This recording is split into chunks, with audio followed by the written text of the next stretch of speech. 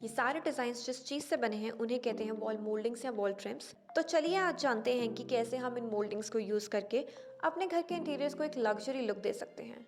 Hello everyone, my name is Pratibha and welcome to void design studio.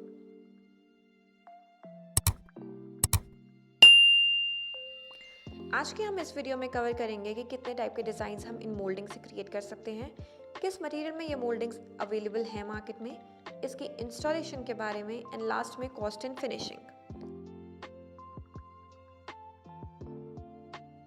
तो basically अगर हम design की बात करते हैं तो हम इनको 3 पार्ट्स में डिवाइड कर सकते हैं। पहला है लग्जरी, फिर आता है मॉडर्न एंड देन एब्स्ट्रैक्ट। अब किसी भी स्पेस को लग्जरी फील देने के लिए आप इस टाइप की मोल्डिंग्स यूज़ कर सकते हैं जिसमें थोड़ा नक्काशी वाला काम हुआ हो। ये आपकी वॉल को थोड़ा हैवी लुक देगा जिससे आपको एक लग्जरी फीलिंग आएगी। फिर आता है मॉडर्न। मॉडर्न में ना बस हमें स्ट्रेट लाइंस और राइट एंगल्स यूज़ करने होते हैं। मॉडर्न थोड़ा स्लीक और मिनिमलिस्टिक होता है, तो इसलिए इसमें हम बेसिक शेप्स जैसे रेक्टेंगल्स और स्क्वायर्स यूज़ करते हैं। अब इस मॉडर्न वाले में हम थोड़ा प्ले कर सकते हैं, जैसे हम सिंगल लेयर की जगह डबल ट्रिपल लेयर्स दे सकते हैं, या 2 लेयर्स के बीच में वॉलपेपर्स या हम मिरर्स यूज़ कर सकते हैं।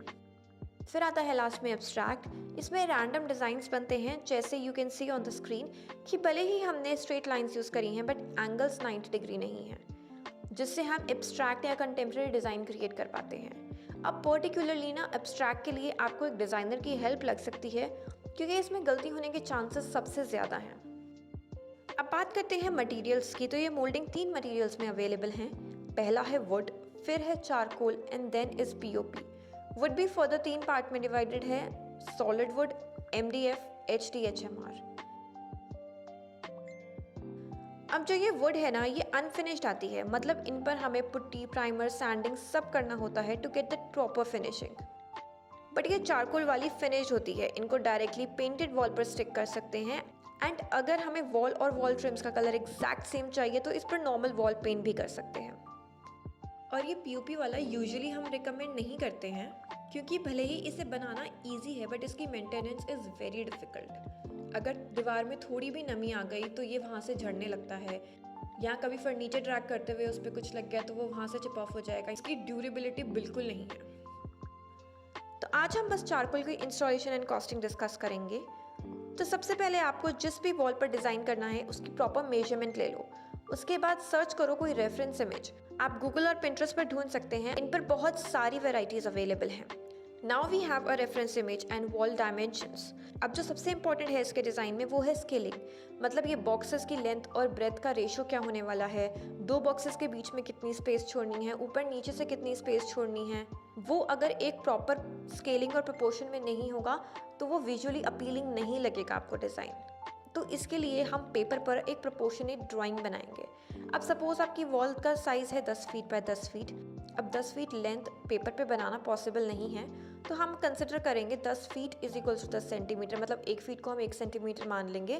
तो ऐसे में हम 10 सेंटीमीटर बाय 10 सेंटीमीटर का बॉक्स बनाएंगे और उसके अकॉर्डिंग एक प्रोपोर्शनेट डिज़ाइन बना लेंगे।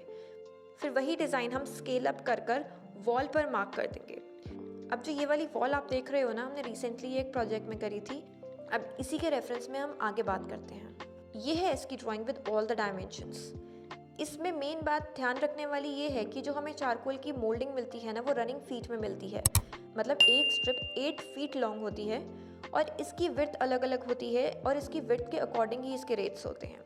लाइक 22 mm विड्थ की जो एक स्ट्रिप होगी वो एक स्ट्रिप 150 रुपीज़ की है, 28 mm की 190 रुपीज़ की है और 38 mm की 290 रुपीज़ की एंड सो ऑन। ये भी हर शहर में वैरी करेगा, थोड़े प्राइसेस अप या डाउन हो सकते हैं। तो इसमें हमने 3 टाइप की स्ट्रिप्स चूज़ करी थी।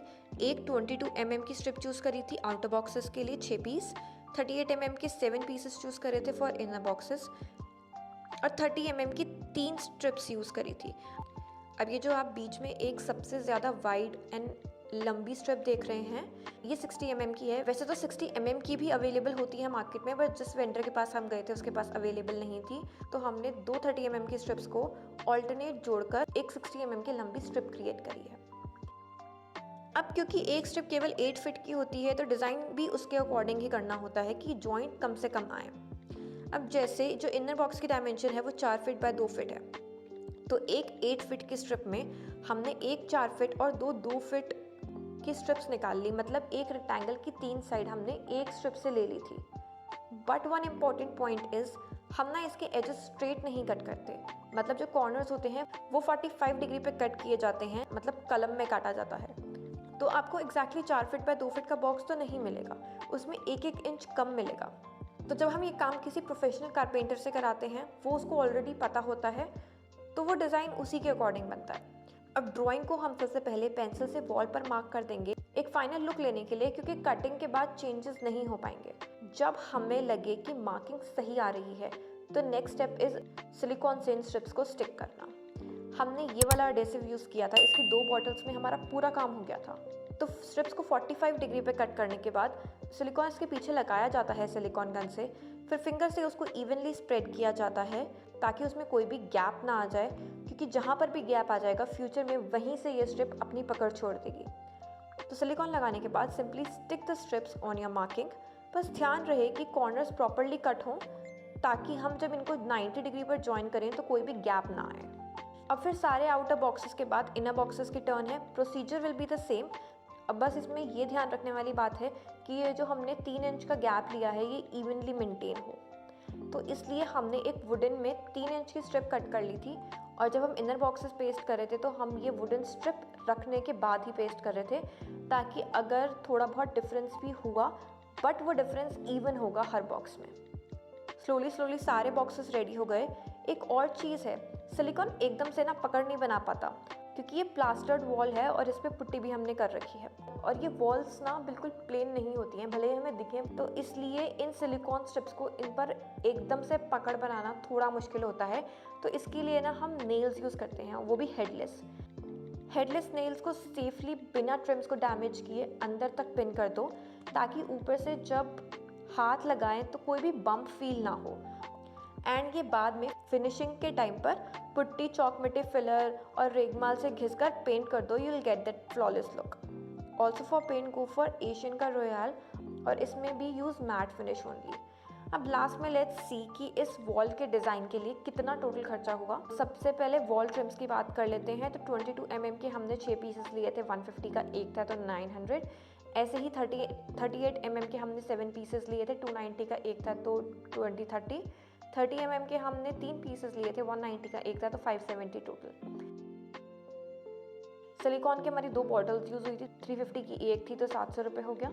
फिर कारपेंटर की कॉस्ट लगा लेते हैं। अगर आपके घर में काम ऑलरेडी चल रहा होता है तो ये कॉस्ट नहीं काउंट करते, बिकॉज ये मुश्किल से एक दिन का काम है। बट अगर हमको कारपेंटर को अलग से बुलाना पड़ता है तो वो एक दिन की दिहाड़ी लेगा, तो हम 1500 रुपये पकड़ लेते हैं। ये भी सिटी टू सिटी वैरी करेगा, कहीं पर कम ज़्यादा हो सकता है। तो लगभग 5700 का आ गया, तो 6000 अप्रॉक्सीमेटली मान लेते हैं, थोड़ा बहुत खर्चा ऊपर नीचे अगर हुआ तो 6000 में आपका पूरा वॉल ऐसा बन के रेडी हो जाएगा। Now everything is before you, design से लेकर कॉस्टिंग, लेबर, फिनिशिंग, मटेरियल सब आ गया इसमें। So that's all for the video.